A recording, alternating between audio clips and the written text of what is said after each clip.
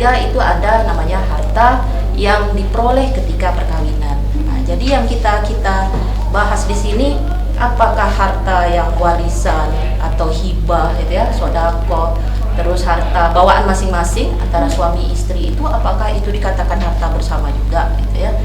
Nah, jadi di sini jelas bahwa yang di dalam Undang-Undang Perkawinan Nomor 1 Tahun 1974 Pasal 35 itu jelas dikatakan bahwa yang mana harta yang diperoleh ketika dalam perkawinan yang sah ya, itu dinamakan harta bersama gitu. Saya rasa itu ya. Berarti yang dimaksud harta bersama itu setelah kita melakukan perkawinan, setelah di dalam perkawinan itu ya Bu? Iya benar.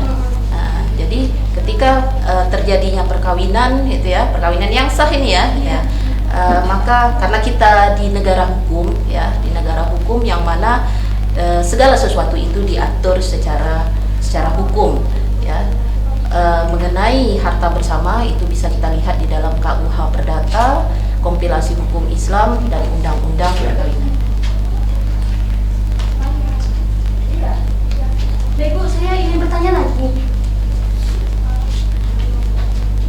Jika seorang menikah lebih dari satu orang, itu bagaimana cara menyelesaikan harta bersamanya Bu? Baiklah, untuk melanjutkan jawaban sesi yang kedua, kita break sejenak.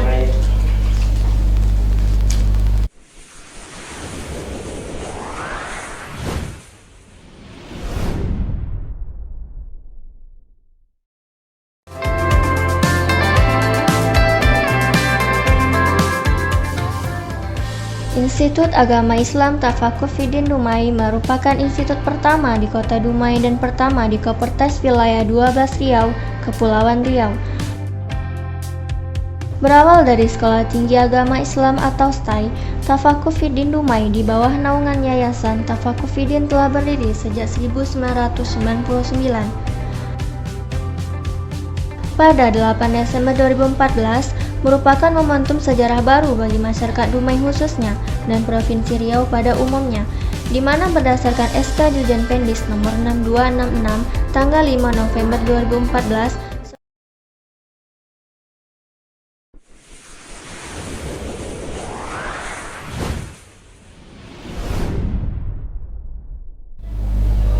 Baik, kembali lagi di Tapidu TV, mengambil keceriaan, cerdas, dan berwawasan.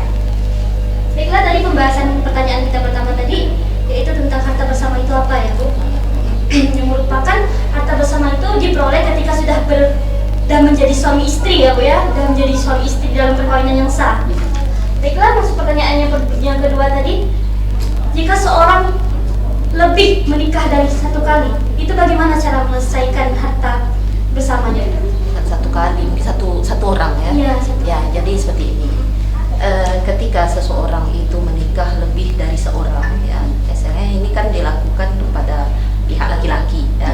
Itu sudah dijelaskan di dalam pasal 94 kompilasi hukum Islam bahwa harta bersama dari perkawinan seorang laki-laki yang mempunyai istri lebih dari seorang masing-masing terpisah dan berdiri sendiri ya. Jadi dalam hal ini perkawinan poligami poligami tetap ada gitu ya, mengenai harta bersama gitu. Jadi antara milik istri pertama, istri kedua, istri ketiga, dan keempat itu terpisah sendiri-sendiri gitu.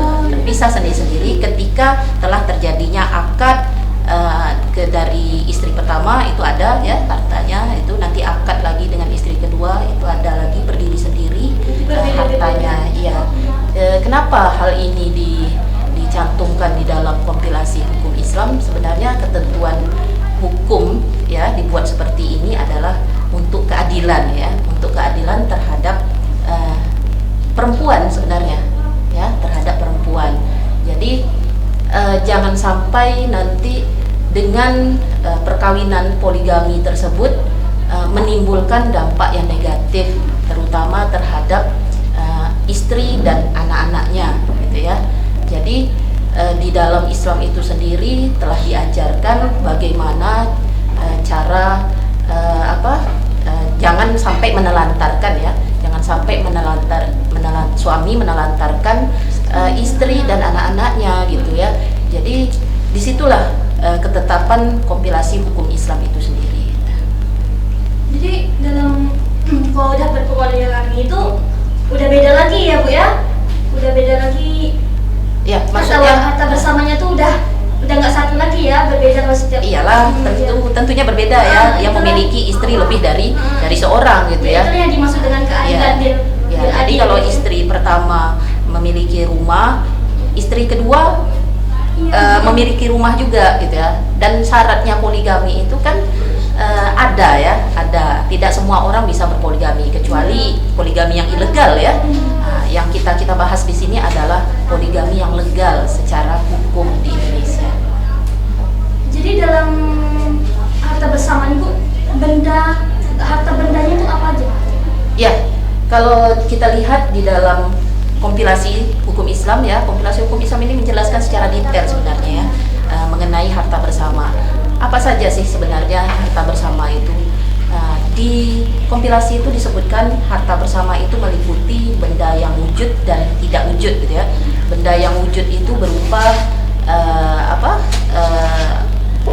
benda yang wujud itu benda yang bergerak dan tidak bergerak ya, harta yang berwujud itu benda bergerak dan tidak bergerak serta surat-surat berharga.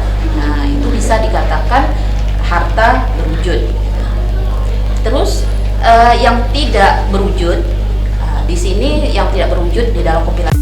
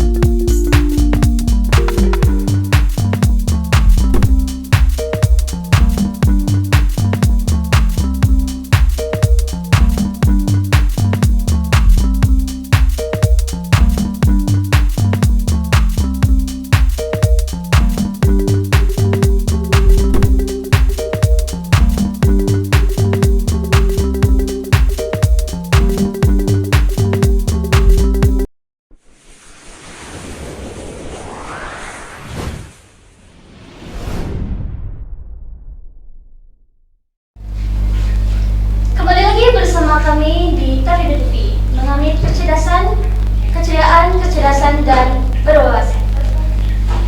Baiklah, tadi saya ingin bertanya Bu, apakah dalam agama Islam itu juga ada mengatur tentang harta bersama itu? Ya, baik, terima kasih.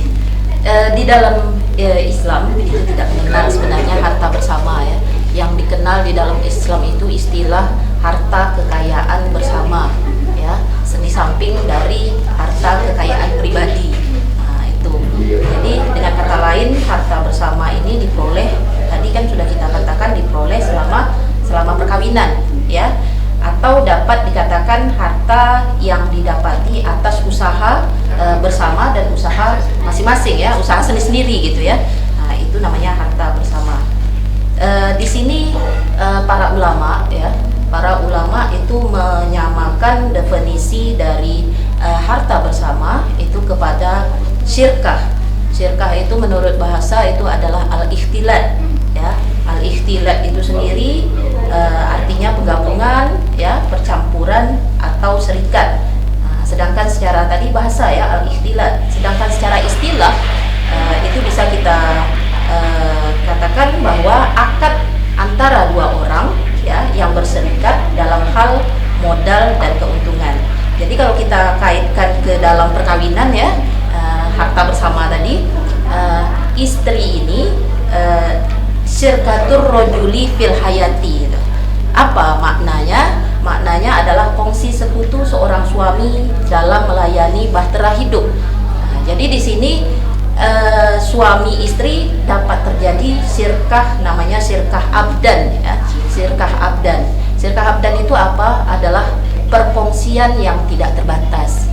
Jadi tidak ada batasannya bahwa perkongsian itu hanya ini saja, itu ya, tidak. Jadi kalau sudah suami istri itu perkongsiannya tak ada batasnya, semuanya ya berfungsi gitu ya, ya harus berbagi seperti itu ya di dalam Islam. Jadi emang sebenarnya ada sebagian ulama yang mengatakan bahwa harta bersama itu tidak diatur di dalam Islam gitu ya. Mengapa itu dikembalikan katanya ke masing-masing gitu, ke suami istri tersebut untuk menyelesaikannya. Tapi sebagian lagi mengatakan ya hal yang kecil saja itu diatur di dalam Islam, apalagi harta bersama yang mana sering timbul permasalahan ya, perselisihan di antara suami istri. Terus cara penyelesaian harta bersama bagi yang berselisih atau bercerai, apakah harus di pengadilan? Ya, untuk penyelesaian harta bersama ini apakah harus di pengadilan gitu ya? Sebenarnya tidak gitu ya, sebenarnya tidak. Dengan kesepakatan antara suami istri saja itu sudah bisa gitu. Kenapa mereka menyelesaikan sampai ke pengadilan? Ya, tidak menemukan titik temu ya, yang mana terjadi konflik terus-menerus di dalam keluarga, di dalam ikatan perkawinan tersebut gitu ya. Jadi berselisih sehingga mereka berusaha untuk menyelesaikan perselisihan tersebut dengan cara ya ke pengadilan untuk menyelesaikannya gitu. Nantinya kalau tidak di pengadilan ya tentunya permasalahan itu berlanjut terus-menerus ya kan. Maka dari itu ya solusinya seperti itulah di pengadilan kalau tidak bisa diselesaikan secara baik-baik di rumah mungkin ya. Itu. Karena di pengadilan itu ada tempat mediasi ya untuk bertanya. Jadi pengadilan itu tidak hanya bercerai saja, tapi untuk urusan di dalam rumah tangga itu juga ada di pengadilan. Oke, kita break sejenak. Assalamualaikum warahmatullahi wabarakatuh. Institut Agama Islam Tafakuh Filin Dumai ini pada tahun 99 kita telah menubuhkan atau mendirikan institusi ini yang diberi nama dengan Sekolah Tinggi Agama Islam berdasarkan surat keputusan dari Kopervais wilayah 12 Riau Kepri, Kepulauan Riau, yang pada waktu itu kita masih menyelenggarakan dalam bentuk program-program studi. Oleh karena itu kami berharap kiranya ini harus dimanfaatkan dengan sebaik-baiknya oleh masyarakat, khususnya di Kota Dumai dan sekitarnya, sebagai sebuah institusi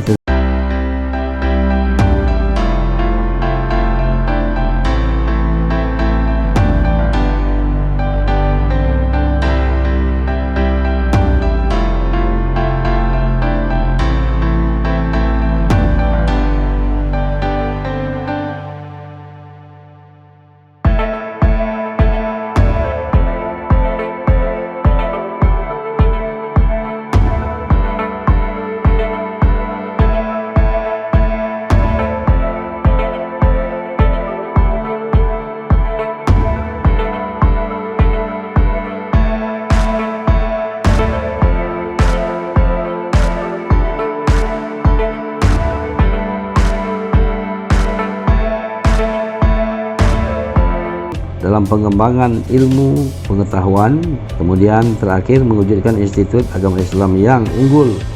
Oleh karena itu kami mengucapkan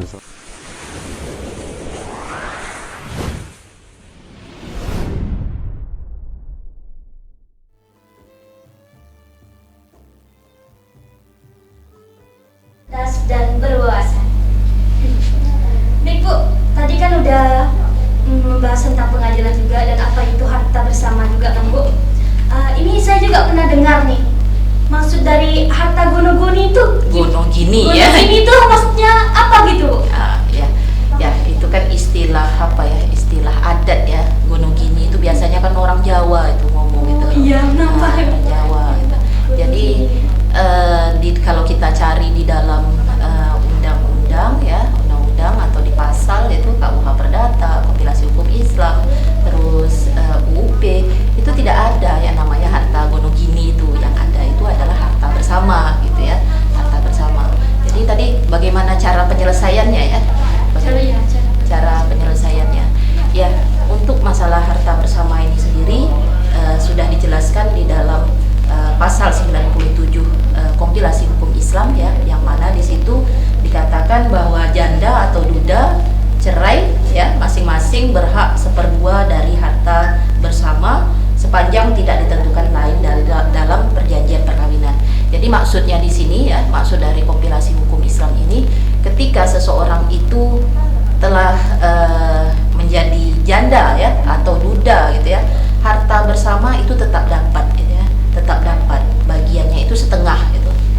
Nah, setengah bagiannya, tetapi jika tidak ada perjanjian perkawinan ya, biasanya kan perjanjian perkawinan itu dibuat ya takut timbul perselisihan ya di akhir perkawinan gitu ya. Nah, jadi dan perkawinan perjanjian perkawinan ini dibuat secara legal, bukan antara suami sama istri saja ya, berdua saja, tidak itu. Jadi secara legalitas dia dan itu ada saksi ya yang menyaksikan pembuatan perjanjian perkawinan tersebut, sehingga nantinya tidak timbul konflik ya, yang mana mungkin seperti ini contohnya. Si istri ini sebelum menikah dengan calon suaminya ini, dia tidak punya apa-apa gitu ya. Sedangkan suaminya ini mungkin ya milioner lah ya, milioner, orang kaya gitu ya. Jadi si suami ini takut ya, calon suami ini takut nantinya istrinya ini, kita kan tidak tahu di awal-awal pernikahan itu memang terlihat baik ya, baik-baik saja. Mungkin berjalannya waktu itu baru nampak bagaimana sikap masing-masing, kekurangan masing-masing itu. Nah, jadi di sini ditakuti oleh calon suami, sehingga calon suami di sini berinisiatif untuk membuat perjanjian perkawinan yang mana tidak separuh ya dari harta dia itu menjadi hak istrinya. Memang ada bagian istrinya nantinya ketika dia sudah menikah gitu ya, tetapi tidak separuh ya, karena di dalam kompilasi hukum Islam itu kan dijelaskan itu separuh ya kan. Baru itu harta bersama gitu ya. Dan dilihat lagi dari segi apanya, itu kalau si suami itu mengatakan bahwa harta dia ya, harta milik dia itu nanti dijadikan milik bersama. Tapi kalau si suaminya itu mengatakan itu adalah harta bawaan saya, itu tidak bisa juga gitu ya. Karena itu hak masing-masing ya. Jadi ketika mungkin Lia nanti setelah menikah gitu ya, membawa harta gitu ya, dan suaminya juga membawa harta, selagi tidak ada perjanjian atau kesepakatan di antara mereka, itu menjadi hak milik masing-masing. Tadi kan kita sudah jelaskan ya di awal tadi, yang dinamakan harta bersama itu adalah harta yang diperoleh ketika perkawinan ya, ketika setelah menikah gitu ya. Apapun yang diperoleh setelah menikah itulah harta bersama. Ya bisa jadi tadi yang orang kaya tadi ya kan, ketika dia sudah menikah ya kan, bangkrut dia ya kan, dan dia bangkit lagi dengan usaha bersama, disitulah harta bersama ya. Jadi tadi gonogini tadi itu istilah adat ya, istilah adat yang mana maknanya itu juga sebenarnya, tetapi kalau kita bahasa hukum itu tidak ada dicari yang namanya gonogini itu, yang ada hanya harta bersama ya. Kalau kita kaitkan ke hukum Islam, harta kekayaan bersama malahan ya, harta kekayaan bersama, bukan harta bersama. Tuh. Yang masuk gonogini itu yang tadi itu lah ya, Bu ya. Iya. Cuman itu bahasa keseharian kayak iya, benar. Terus saya mau nanya nih Bu, mahar yang diberikan oleh calon suami kepada calon istri itu merupakan mahar harta bersama atau? Oh gitu ya. Jadi tadi kita sudah menyinggung masalah harta bersama itu apa ya. Di dalam pasal 35 Undang-Undang Perkawinan nomor 1 tahun 1934. Jadi ini mahar ya yang kita bahas. Yang namanya mahar itu adalah pemberian ya, pemberian calon suami kepada calon istri. Nah, ketika mahar itu telah diberikan kepada calon istri, secara otomatis mahar tersebut adalah milik pribadi istri, ya, jadi hak istri gitu, bukan milik bersama gitu. Jadi salah kalau orang mengatakan bahwa mahar itu termasuk harta bersama, itu salah gitu ya. Jadi dia bukan harta bersama gitu ya. Mahar ya mahar, harta bersama udah kita jelaskan tadinya gitu. Nah, itu ya. Dari situ kan nampak ya, kelihatan ya yang namanya mahar itu apa gitu ya. Dan mahar itu tidak tidak didapati setelah perkawinan ya kan. Itu kan pemberian ya di awal. Sama dengan Iya, gitu. iya, seperti itu. Oke, baiklah kita istirahat sejenak ya.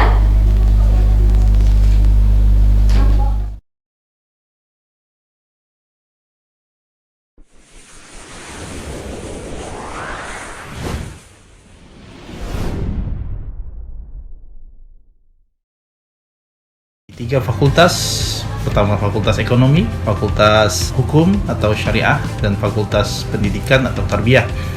Mari bersama-sama kami ya untuk memajukan Kota Dumai khususnya dalam bidang pendidikan, membekalkan generasi-generasi dengan pendidikan yang mumpuni, terutama dalam konteks bagaimana kita menciptakan para ulama yang intelek dan intelektual yang ulama, tentunya dalam konteks masyarakat perkotaan.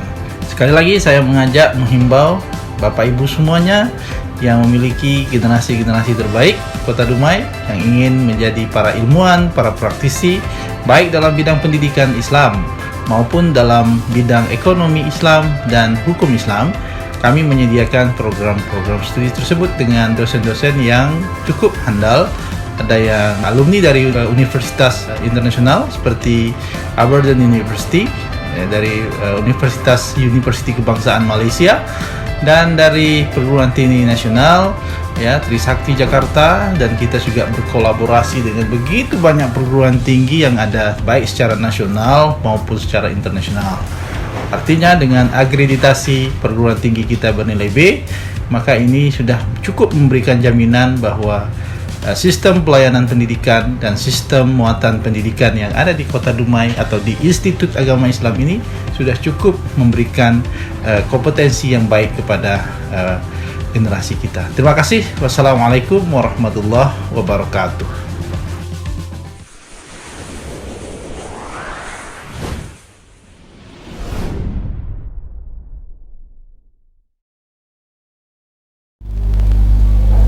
Kembali lagi bersama Tafidu TV, mengambil keceriaan, cerdas dan berwawasan.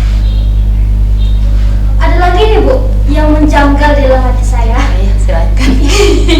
Tentang masalah hutang. Ya. Jika suami berhutang, apakah itu bisa dibayar dalam harta bersama? Ya, hutang suami atau istri lah ya, suami atau istri.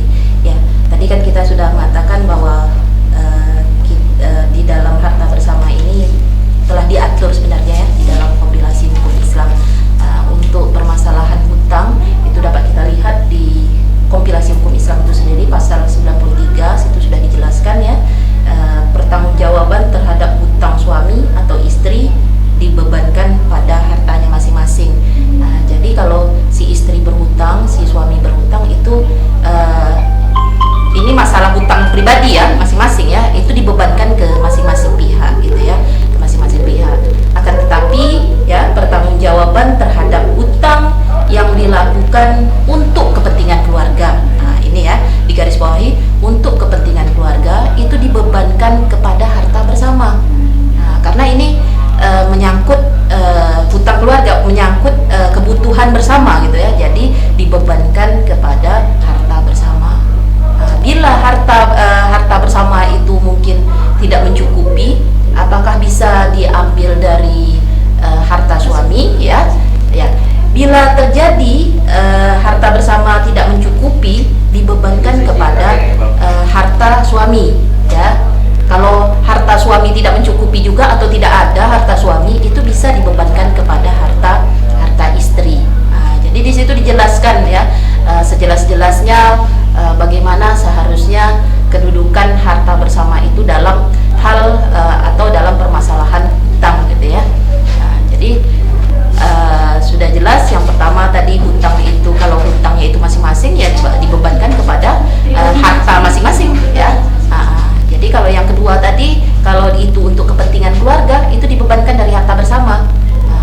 ketiga yaitu bila harta bersama tidak mencukupi ya untuk melunasi hutang tersebut, bisa dibebankan kepada harta suami atau harta